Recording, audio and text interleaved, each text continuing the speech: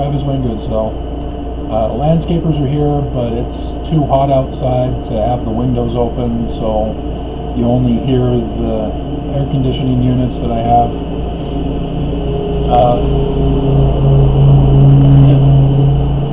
Apparently you can hear him. He's loud enough to penetrate the windows. Oh well, it's 11:30. Plenty of time to have entered my reply to the defense lawyer's reply that was late. And as I read to you this morning when I found my email from the intake clerk listing the rules for filing on the email, which was the first time I'd ever received that and knew about it, as I was going off of Judge First's page on the government site as to what to do and the proper procedures to follow that she listed. And so yes, the intake clerk confirmed with the listing of the guidelines that yes, the church responded too late, and that it is their responsibility to file on time. And let me bring it back up.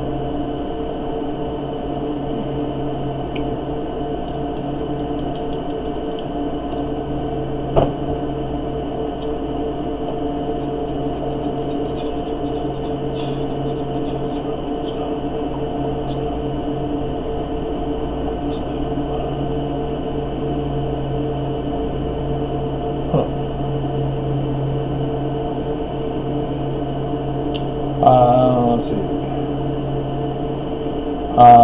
Yeah, the first one also. You, meaning both parties, defense and prosecution, are responsible to review and verify that all parties are receiving service through the court system. And if not, you will verify that you have served such parties yourself. So, shall we go back to show what the church lawyers did?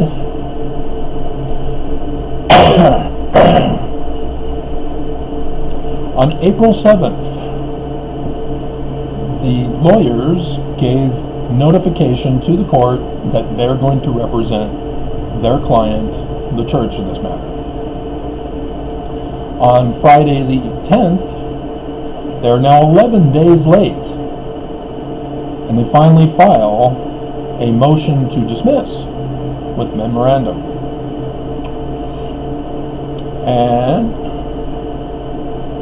And nothing. I didn't get served. Remember, she gave the rules. You're supposed to file that you have served the other parties. They did not serve me. How do I know they didn't serve me? Or how do you know that they didn't serve me? Well, because take a look at number 19. I'm sure you're following along, aren't you? I put the post in the morning video. But number 19, Thursday, April 23rd, 2020. 13 days after they filed the motion to dismiss in the courts, and the clerk put it on the docket, but what was missing? What exactly was missing? The certificate of service to me. And so finally, 24 days late, they are on the docket as finally serving me. The defense, as well as the prosecution, but in this case, the defense are responsible to meet all filing deadlines. They did not, and it's confirmed on the docket. They were first to make that error. I did not make the error, as I am not a licensed, or I didn't pass the bar, I didn't go to education for law school, and so I'm not working for a firm. These guys are. I can make mistakes because I'm trying to figure out the system under coronavirus, etc. But these guys, they know the process, they know the system, they know they have to file on time, they were given notification, they then filed, but oops, they forgot to serve somebody, and so their official filing is now 24 days late. See how the church lost? I don't have to go and present the evidence anymore. There's not supposed to be a hearing about the motion to dismiss like there was in Gaddy versus COP, where the judge finally decided, you know what, hey, I'm going to dismiss this, but it's going to be without prejudice so that Kay can file again, and she did file again. Let's take a look, see what she's doing.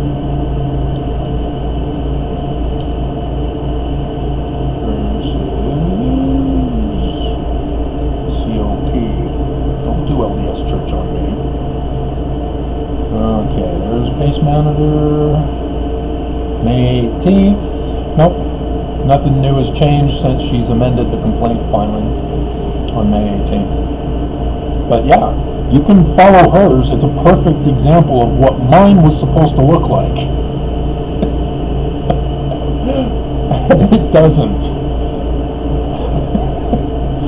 They're just purposely making mine a complete Messersplits. I don't think that's an actual German word. I think it's more of the Bugs Bunny, Daffy Duck hour created word to make fun of the Germans of World War II. But if it is, I hope it's the right one.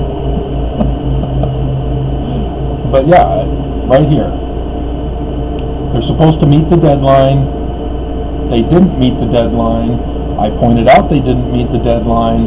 They then finally notified me after the deadline, 24 days late. See how that works? And I'm willing to bet the intake clerk did not notify the defense counsel with this information. It's just to me. And so if they screw me over for what clearly the church lawyers have already done first, there's going to be hell to pay. I don't know how. I'm just one man. I clearly don't have a following that will rise up and say, hey, this ain't right, the church needs to hand over the keys to Travis. So yeah, I re-uploaded the page, and it's still, they're purposely going to wait until afternoon to file. Watch, you just wait, because once noon hits, they shut off the docket. You can't see what gets filed until closing time.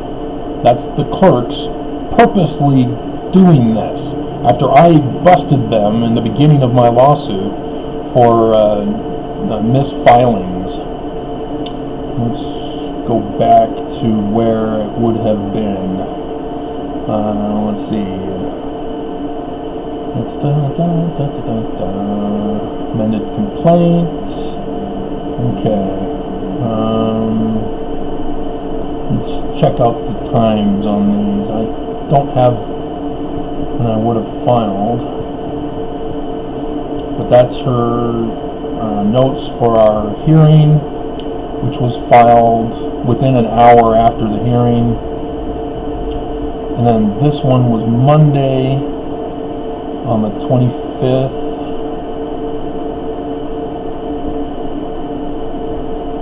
And And so, yeah, my amended complaint was filed around an hour or two after I filed on the 25th. And then here, Friday on the 27th, yeah, Thursday, December 26th, I went in the morning, because that's when I do it, because I have to go all the way downtown. It's at least a 2.5 hour journey. A tour, a 3-hour tour. The weather started getting rough. And so, yeah, they didn't file it until the next morning at 7:42 a.m.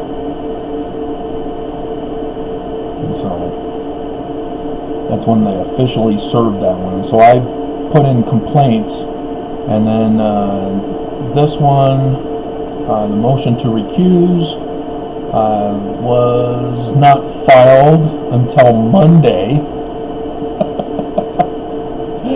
They screwed me over on that one big time. January 21st, again, they filed the next day, afternoon. The motion of entry of default, that one they did. Because it took them several hours, and they did it after the 12 o'clock time period, but they complied. But yeah, they have purposely caused problems in the clerk's office, and purposely notifying the church, hey, we just got this complaint in. You guys need to be aware of this. And so, yeah. And, on the 4th, after I complained about the process being treated by the clerks, the one clerk that was giving me the problem all of a sudden was all happy smiles. Oh, yes, let me help you, sir. Yes, wonderful. They purposely do not want me to succeed in this case, and they're purposely withholding information, as the previous times that I've filed have been cooperative, fair, and equal. So yeah, they're purposely going to wait until afternoon, if they're going to do it today, just because they know the church is screwed.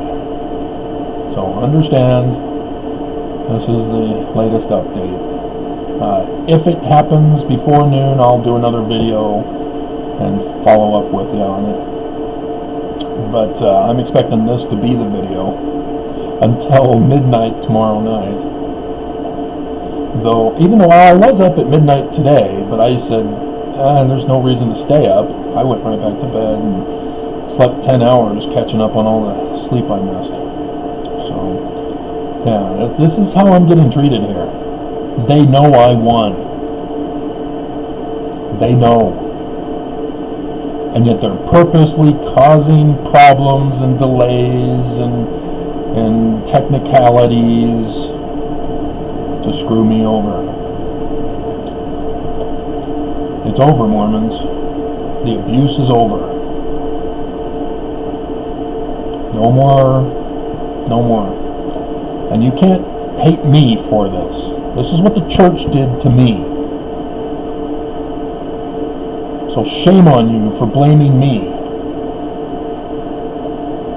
Shame on all the people involved in my life attacking me, causing me to have to do this lawsuit. Because this is a conspiracy theory lawsuit.